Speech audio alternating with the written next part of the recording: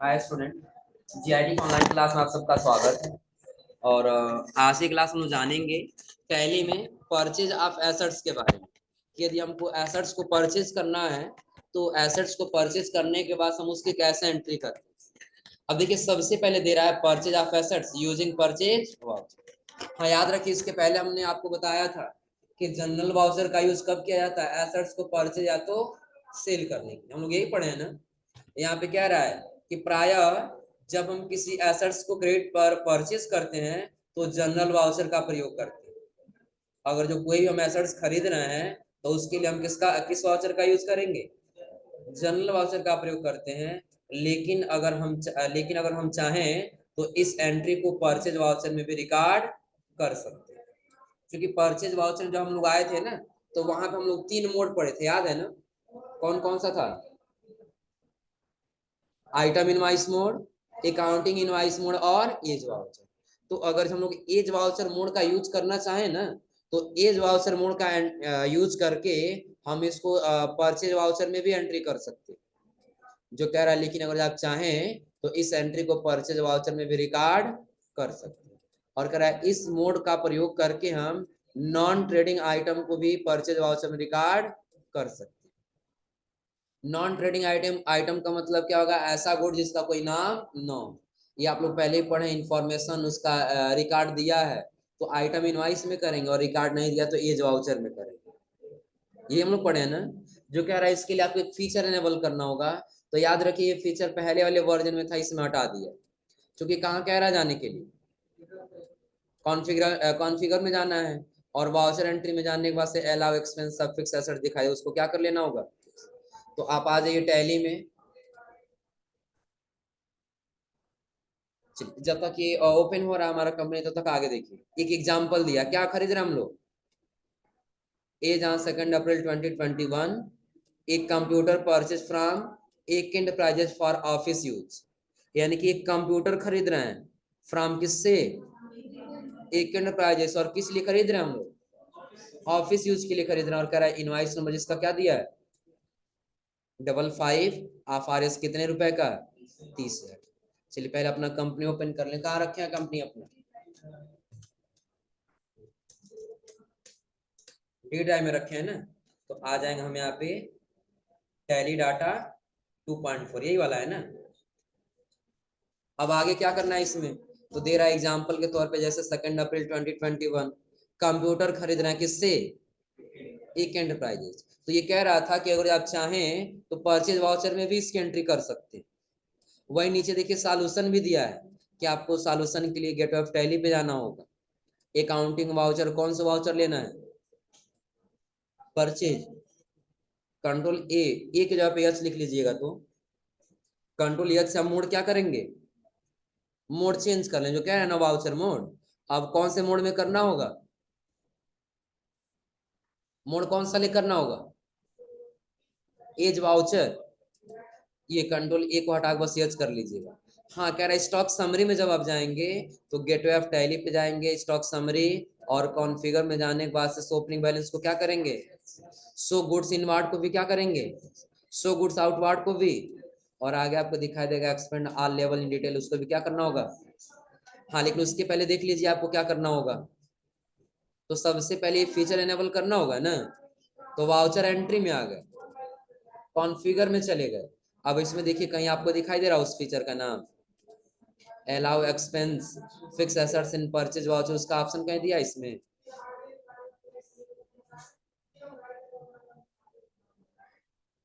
नहीं दे रहा है ना।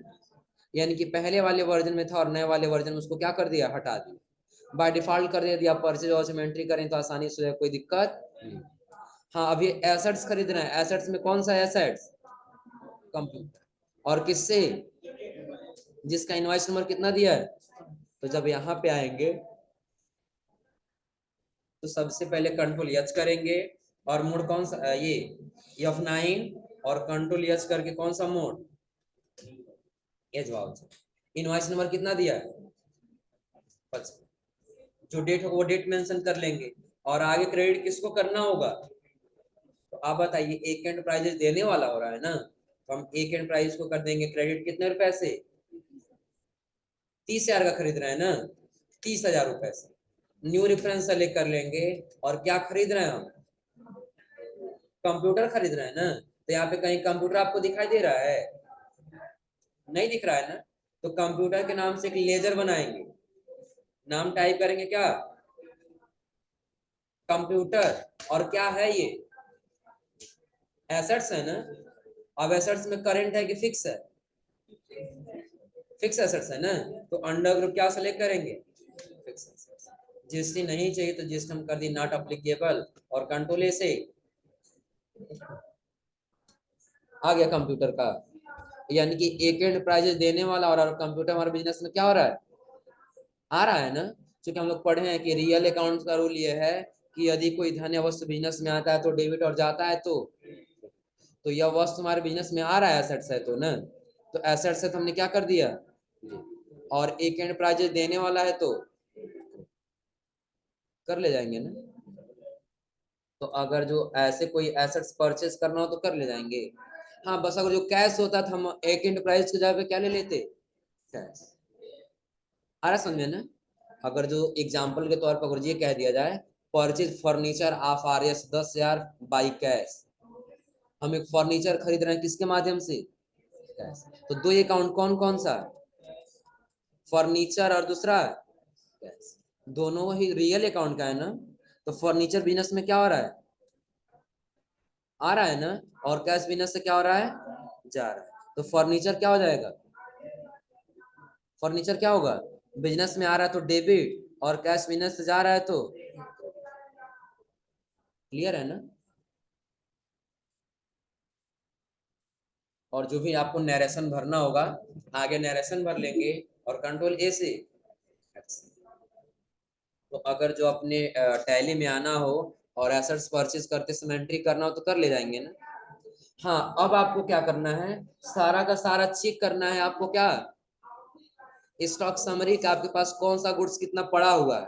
तो उसके लिए बता रहा है कहाँ जाना होगा, गेट ऑफ टैली के बाद से, उसके बाद से कॉन्फ़िगर, और उसी में कुछ आपको ऑप्शन एनेबल डिसेबल करना होगा, क्या स्टॉक समरी आ गया है ना। फिर कहाँ जाना होगा, कॉन्फ़िगर, और यहाँ कह रहा है पहले आपको अलाउ करना होगा ओपनिंग बैलेंस, ओपनिंग बैलेंस को क्या करना होगा, उसके आगे इनवार्ड और आउटवर्ड। तो यहाँ पे जब आएंगे तो सो गुड्स इनवार्ड और गुड्स आउटवर्ड को क्या कर लेंगे, yes. अगला क्या कह रहा है, एक्सपेंड ऑल लेबल इन फॉर्मेट को क्या करना है, yes. तो यहाँ पे दिखाई दे रहा है ना, हाईलाइट है अभी। तो जो इसको हटा करके पहले क्या करेंगे, डिटेल। तो अब हाईलाइट हुआ है ना, यस। और कंट्रोल ए से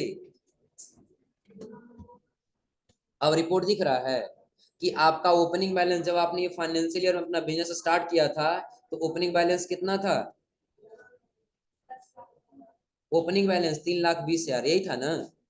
और जब आपने परचेज किया इनवार्ड टोटल कितने का हुआ, 10,41,160। हाँ थोड़ा सा डिफरेंट होगा नोट्स से, लेकिन आप लोग सारा ट्रांजेक्शन किए हो तो आप लोग का मैच करना चाहिए, आप लोग का सारा मैच करेगा। कितना आना चाहिए आप लोग का, 10,49,160। चूंकि अगर जो हमारा कम हो रहा है तो कितना पीस कम हो रहा है एक बार देख लीजिए तो, इसमें 46 दिया है और इसमें कितना है, नहीं हो तो आउटवार्ड नहीं है तो फिलहाल आउटवार्ड को ऑफ कर दीजिए। आउटवार्ड क्या है, जब हम सेल किए रहते तब तो आउटवार्ड वाला आता ना।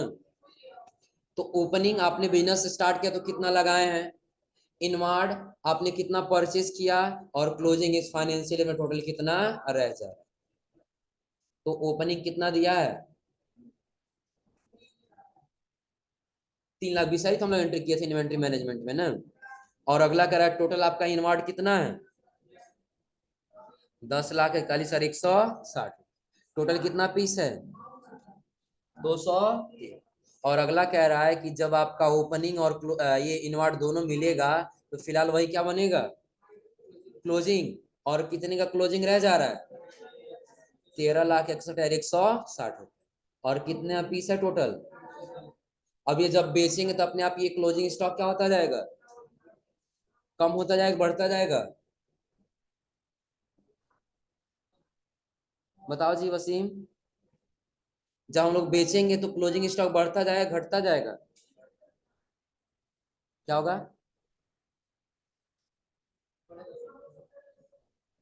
बढ़ेगा। कैसे? बताओ कैसे। बताओ मुन्ना। घटेगा कि बढ़ेगा? तुम बताओ रवि। तुम बताओ जी। बताओ जी आयुषी। अमाउंट अगर जो इनवार्ड और ओपनिंग बैलेंस मिल करके टोटल कितना क्लोजिंग है ना, तो हम सेल करेंगे तो घटेगा कि बढ़ेगा? बढ़ेगा। मुर्गा बना दिया छोड़ा नहीं जा। ये बताओ बताओ, जब बिजनेस स्टार्ट किए 3,20,000 लगाए थे। इनवार्ड का मतलब क्या आप लोग पढ़े? इनवार्ड आउटवार्ड ना। जिसके में जो कुछ भी परचेस करते हैं इनवार्ड कहलाता है, जो कुछ भी सेल करते हैं वो आउटवार्ड कहलाता है। तो परचेज किए तो इनवार्ड हुआ है ना। तो जो पहले लगाए थे शुरू में वो और ये दोनों मिलकर कितना हो जा रहा है? तो टोटल 213 हो रहा है ना। टोटल क्वांटिटी कितना हो रहा है? 213। अब आप बताइए, 213 अगर जो है और कितना 13,31,000 61,000 का रह जा रहा है, तो उसमें से बेचें तो फिर क्लोजिंग स्टॉक कम होता जाएगा ना। अब हमारे पास 213 पीस है और बेचें तो ये पीस कम हुआ कि बढ़ेगा? 213 पीस टोटल है और अगर जो हम बेचने लगे तो वो कम हुआ कि और बढ़ेगा? कम होने लगेगा ना। तो क्यों कह रहे हैं सबके बढ़ने लगेगा?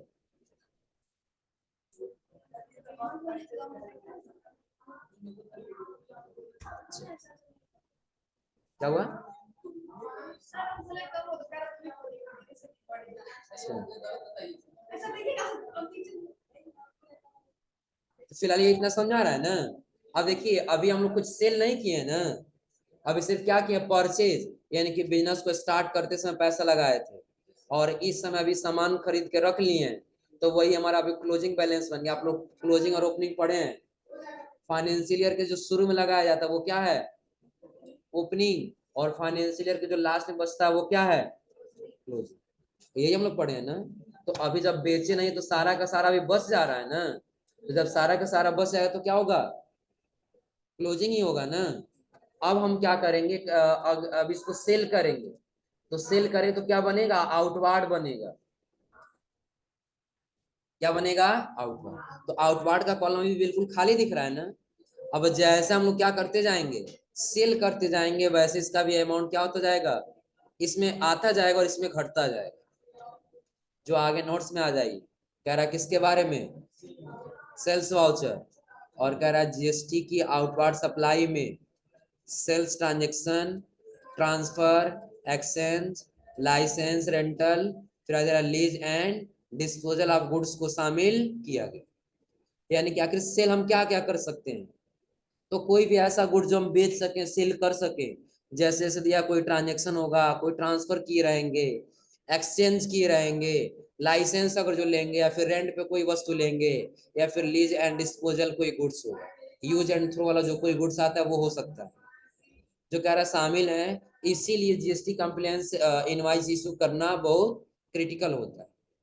अब आप बताइए कि अगर हम कहीं बिजनेस में काम कर रहे होंगे तो कौन सा बिल प्रिंट करके देना होगा? कौन सा बिल प्रिंट करके देंगे? बताओ लोग। कौन सा बिल प्रिंट करके देना होगा?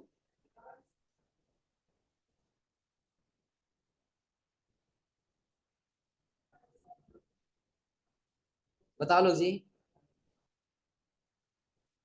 इनवाइसिंग आप लोग पढ़े थे ना। धन्य। धन्य प्रभु। अब चलिए ध्यान दें। तो ये हमारा रिपोर्ट क्या है कि अभी तक हमने जो ओपनिंग बैलेंस लगाया था और ओपनिंग बैलेंस के बाद से जो हमने परचेज किया था वो सभी एंट्री करने के बाद यहाँ से हमको दिखाई देगा। आ रहा समझे ना। लेकिन अब आगे क्या करना होगा?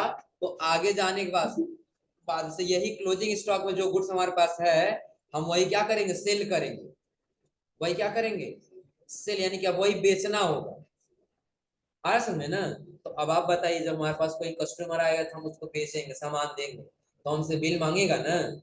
तो सामान बेचते समय हम क्या करेंगे, बिल प्रिंट करेंगे। तो जिसके लिए सबसे पहले देखिए क्या करा है नोट्स में कि आपको सेल्स वाउचर में जाना होगा। तो वही कह रहा है कि इसीलिए जीएसटी कंप्लायंस क्या होता है, जीएसटी कंप्लीमेंट इनवॉइस इशू करना बहुत क्रिटिकल होता है।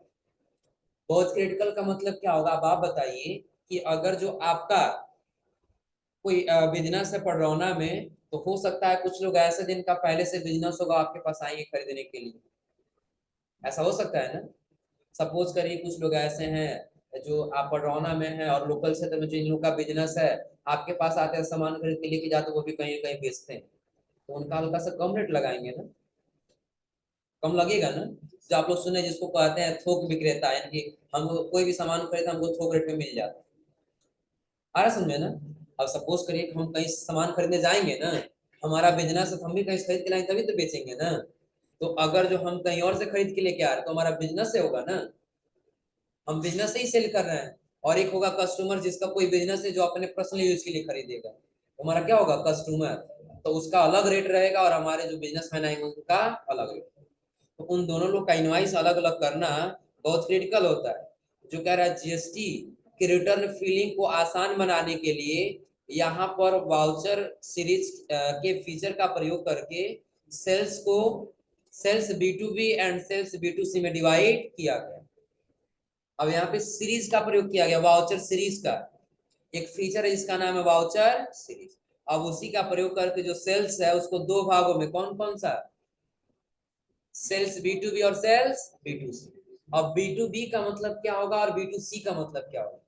बी टू बी का मतलब होगा बिजनेस टू बिजनेस, और बी टू सी का मतलब होगा बिजनेस टू कस्टमर। अगर जो आपका बिजनेस है और कोई व्यक्ति आपके पास आ रहा है खरीदने के लिए, उसका भी बिजनेस है, तो किस में एंट्री करेंगे, बी टू बी में। और अगर कोई व्यक्ति आ रहा है खरीदने के लिए, उसका कोई बिजनेस नहीं है, तो किस में करेंगे, बी टू सी।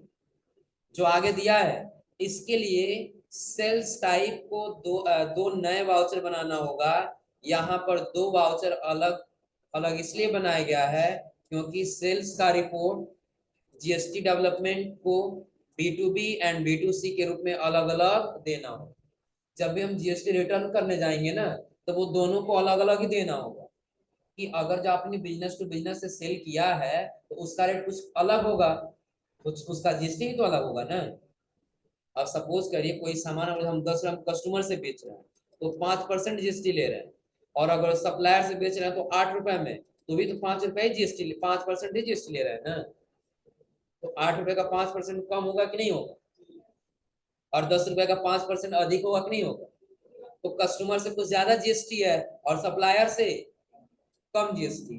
तो इसीलिए आपको जीएसटी जब भी आप रिटर्न करने जाएंगे तो दोनों फाइल दिखाना होगा, बी टू बी और बी टू सी, कि बिजनेस टू बिजनेस में कितना है और बिजनेस टू कस्टमर से कितना। इतना क्लियर हो रहा है ना। जो आगे कह रहा है B to B, B to B क्या होता है, बिजनेस टू बिजनेस। तो अभी इतना याद रखिएगा कि जब भी हम सेल्स वाउचर में एंट्री करने जाएंगे तो जो हमारा जीएसटी कम्प्लीमेंट है वो मुश्किल न रहे, आसान रहे। उसके लिए हम दो पहले वाउचर बना लेंगे, कौन कौन सा, बी टू बी और बी टू सी। आ रहा समझे ना। बी टू बी में एंट्री कब करेंगे, हाँ जब कोई व्यक्ति ऐसा आता है जिसका पहले से कहीं कहीं बिजनेस है, वो जीएसटी में रजिस्टर्ड हो चुका है, वो हमारा क्या है, बिजनेस टू बिजनेस है, तो उसकी एंट्री हम किस में करेंगे, बी टू बी। और जब कोई ऐसा व्यक्ति आता है जिसका अभी तक कोई बिजनेस नहीं है, तो वो हमारा क्या होगा, बिजनेस टू कस्टमर क्या होगा। इतना क्लियर है ना। तो फिलहाल अभी आज आप लोग जब लैब में जाएंगे, आप लोग करना क्या होगा, सबसे पहले तो आप लोग परचेज कर लेंगे एसेट्स को, हो जाएगा ना। कोई जरूरी नहीं कि एसेट्स ही कंप्यूटर ही सिर्फ परचेस करेंगे। अब आपके बिजनेस को चलाने के लिए जो भी एसेट्स है आप उसको क्या कर सकते हैं, परचेज कर सकते हैं। फर्नीचर हुआ, कोई वाहन हुआ, कोई भूमि हुआ, कोई भवन हुआ, अगर जो आप खरीदना चाहते हैं तो परचेज ऑफ एसेट्स के माध्यम से आसानी से खरीद सकते हैं। फिर इसका स्टॉक समरी चेक कर लेना हो जाएगा ना। और उसके बाद हम आपको बताएंगे बी टू बी क्या है, बी टू सी क्या, और कैसे बी टू बी बनाते हैं और कैसे बी टू सी बनाते हैं। क्लियर है ना। तो अगली क्लास में बनाएंगे और बना करके सेल्स वाउचर की एंट्री करना भी बताएंगे। क्लियर है ना। तो आज आप लोग यहाँ तक ट्राई करके आइए लोग।